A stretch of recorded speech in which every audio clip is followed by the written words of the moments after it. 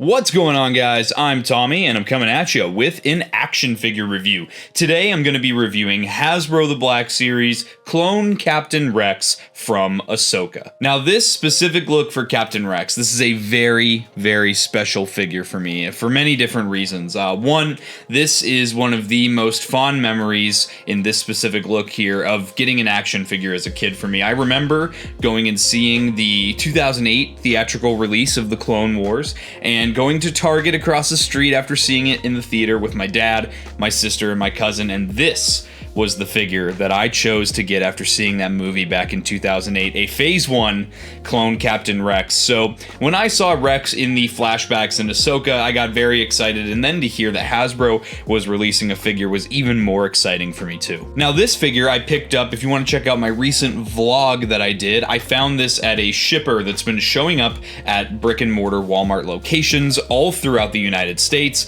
They've been getting all kinds of new figures from the newer waves of Black Series that for a lot of pre-orders aren't even scheduled to release until, like, I don't know, July in some cases. So this is really cool to get this stuff so early. So this is a mainline release for the Black Series in 2025, so it comes in the standard packaging for the Black Series as well. You're gonna have your Black Series logo up at the top, your nice big plastic window showing you the figure and his accessories, the character's name in vertical text, as well as he is number 16 in the Ahsoka subline. Down underneath the window here, you have the name of the series in the corresponding color for the subline, and then you have some logos and legalese at the bottom. On this side, you get your mural art, which is really cool. This shows a really, really nice image of Captain Rex. Interesting that they seem to have gone with the more accurate helmet design and stuff from the Ahsoka series. A lot of critiques that cloners like myself have about the way that they chose to design especially the helmets for the Phase 1 clones in the Ahsoka series, but that's neither here nor there. On the back of the box, you do have a lot of the stuff we saw on the other sides, like the Black Series logo, character's name, your mural image you saw on the side of the box blown up a bit, and you have a bio in about 1,000 different languages. This bio reads, Rex served the Republic on the front lines during the Clone Wars, taking orders from Anakin Skywalker and Ahsoka Tano as a captain and later a commander. We reiterate here, he is number 16 for the Ahsoka subline. All your legalese down at the bottom, guys, please don't feed this action figure to your babies. On this side of the box, we have a Black Series logo with some of that wraparound window here. On the bottom, even more legalese, and on the top, nothing. That about wraps it up for the packaging on this figure. Let's get him opened and we'll check him out.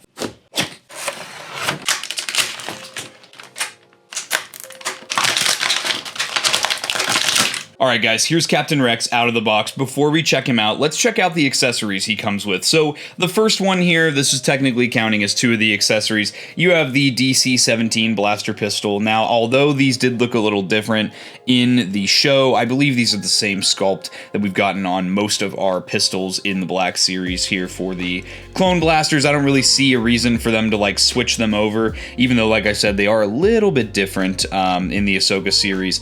It's not enough that I think it would warrant a completely new sculpt. These are done in a nice dark gray sculpt, no paint or weathering on them whatsoever. And then of course we have something that's really cool. This is the first time we've seen this particular clone helmet, the Phase 1 helmet with the rangefinder on the top, as a removable helmet option. They've been glued down on the, I believe it's the technically Captain Fordo figure from Walmart, but this is the first time we've seen it as a removable helmet option. So you do have the articulating rangefinder, which is like the big draw to that there. As far as the paint apps go, I will say this across the board. I picked up 4 of the Captain Rex figures, one for myself, one for my dad, one for my brother, and one for a Patreon giveaway. Shout out to the Patreon, link in the description.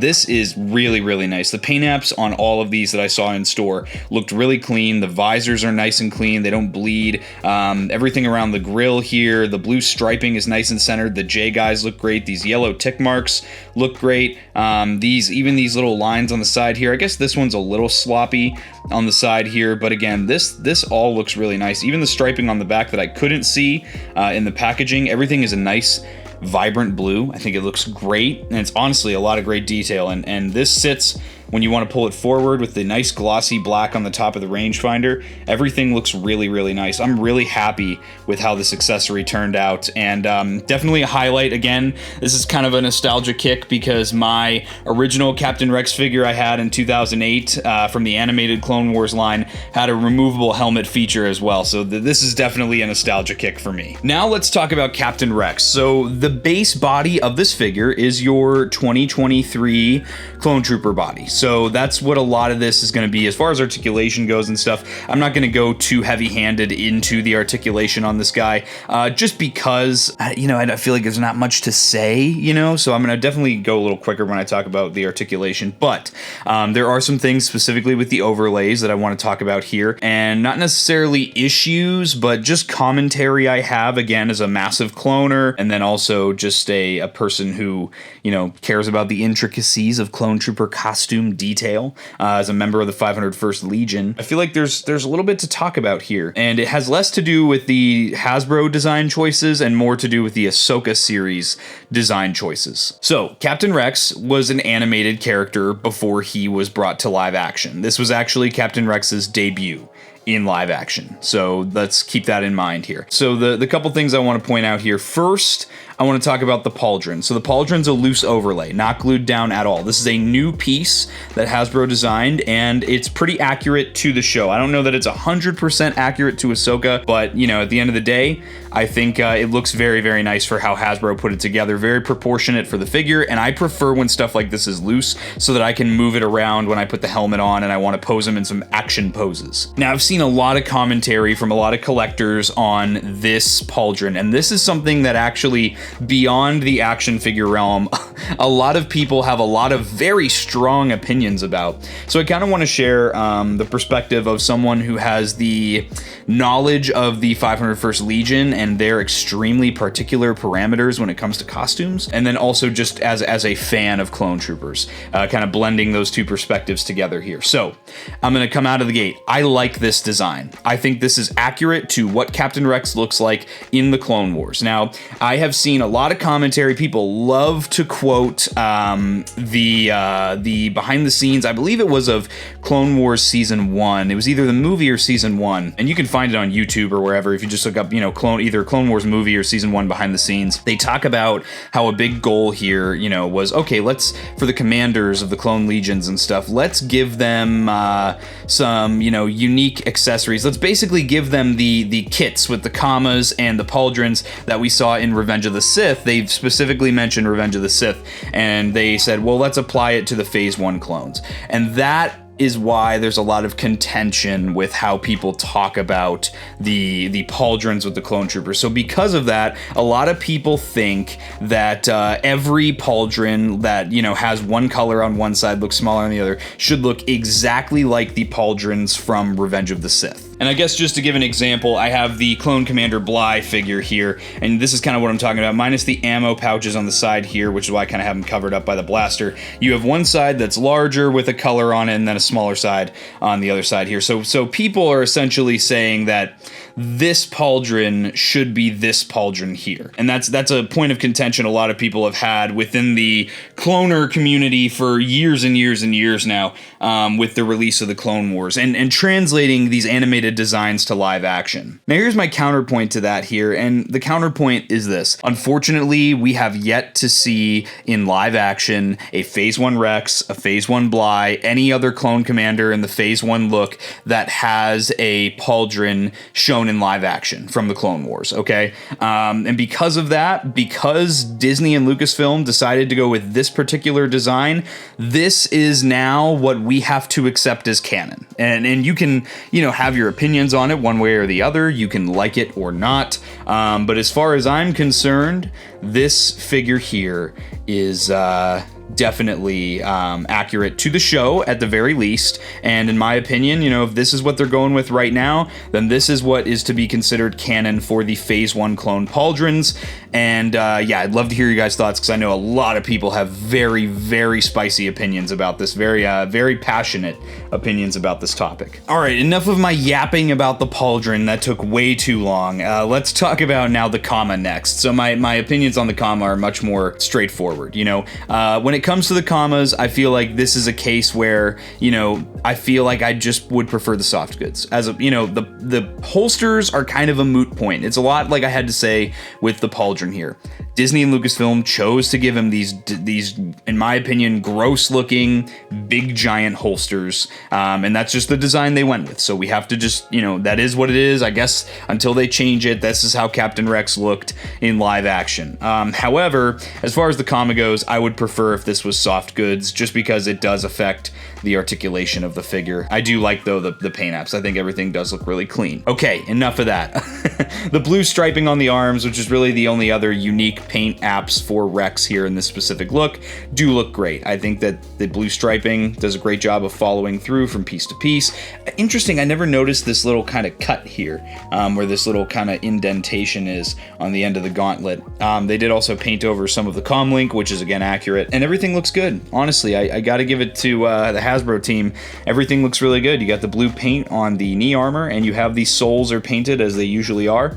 And then of course he's got his macaroni and cheese here, that Velveeta cheese buzz cut he's got going on. Bleach blonde, that's kind of Rex's hairdo, bleach blonde buzz cut. I think it's fine. He's gonna have the helmet on for me anyway, so it's not a big deal. One thing that I think this is a QC issue, he's got this little like skid mark on his back here on the abdomen armor. Luckily, you know, the overlay of the chest kind of sits real low on this guy, which is great. And it looks like they also kind of painted the front of this here. These little buttons here are have a little bit of a darker color to them, which is cool.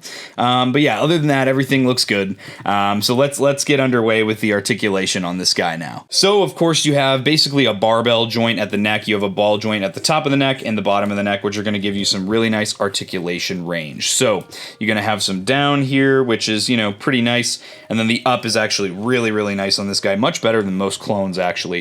You're going to have some good tilt either way. And then you have some good right and left. So on top of the pauldron being an overlay, you also have the chest overlay as well. And honestly, for some reason, I feel like this sits lower than most of your clone trooper chest overlays do, and it looks more accurate to movie accurate clone troopers.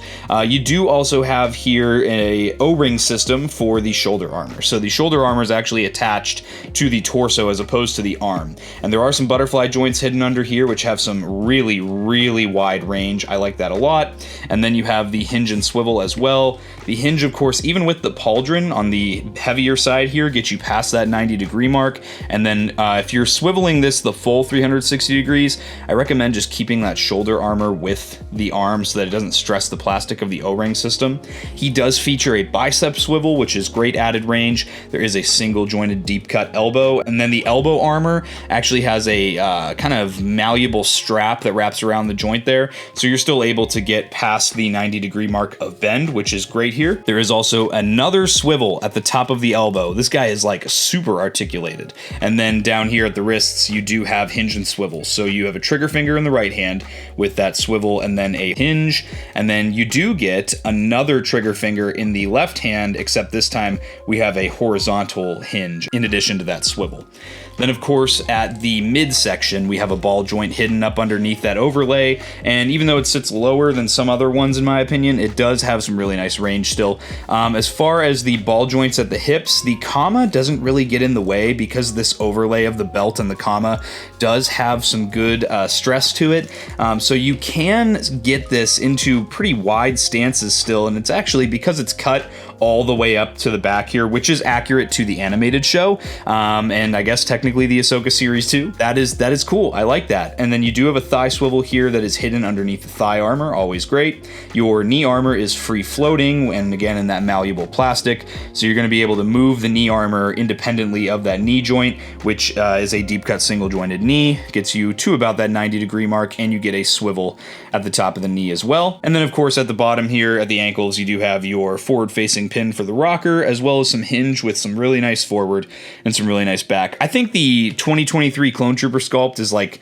some of the best articulation range for the Black Series right now, and it's just really fun. Like, every time I open a clone trooper, I have a lot of fun posing him around. So let's get Captain Rex kitted out with his accessories so that we can get him posed up. All right, so the first thing that I want to do here is I kind of want to look at how these pistols look in the holsters, because they didn't change the look of the blaster pistols, and they do look a little small in the holsters, which I guess whatever. Like, they're not even going to be in the holsters on my shelf, and it's not horrible. Like, it's really only looks a little weird when you look at it from the back. But, you know, they do sit in there very snugly, and they do pass that shake test, so they are going to stay in there if you have them in there, even though they look small in the holsters. And then, of course, let's see how that helmet looks on the figure.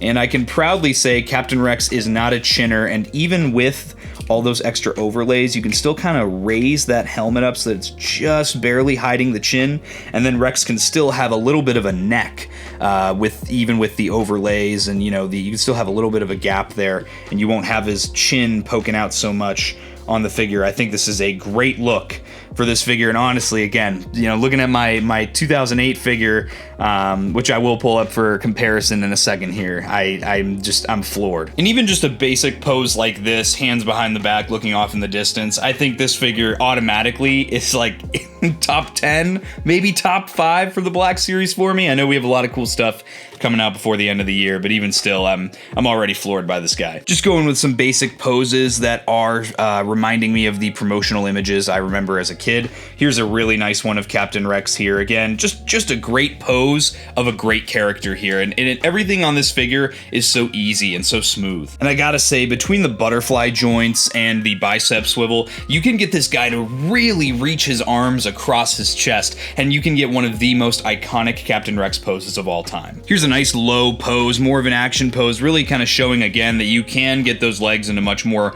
wide dynamic poses and still get really nice movement without stressing the plastic of the Comet too much, or it being too hindering. And again, an easy one-legged running pose here. This figure has great center of gravity. It's really easy to get him into a pose. As you can see, takes me 1 second. I'm able to get him into a really nice natural one-legged pose that'll look great on the shelf too, to be honest with you. But yeah, guys, that's all I have for Captain Rex right now. Obviously, this is a banger figure. If you find this, you need to buy this figure. I think this figure is definitely a top 10 worthy spot of the Black Series for 2025 so far. You know, we've gotten so many banger figures this year that could be subject to change, but I really, really am impressed by this guy. And as promised, here he is next to my original 2008 Clone Wars Rex. This is the figure that I got when I was a kid, and man, just to see the differences, you know, in how far Hasbro's come here, while still keeping faithful to that design, it's just so special to me. But with that, guys, I hope you enjoyed this review. If you did and you're not yet subscribed, subscribe to Blitz Transmissions. I've got awesome Star Wars content coming out all the time. If you're an ARC Trooper in my Patreon, you would have seen this review early. If you'd like access to early content, monthly giveaways, and more awesome benefits, check out the link to my Patreon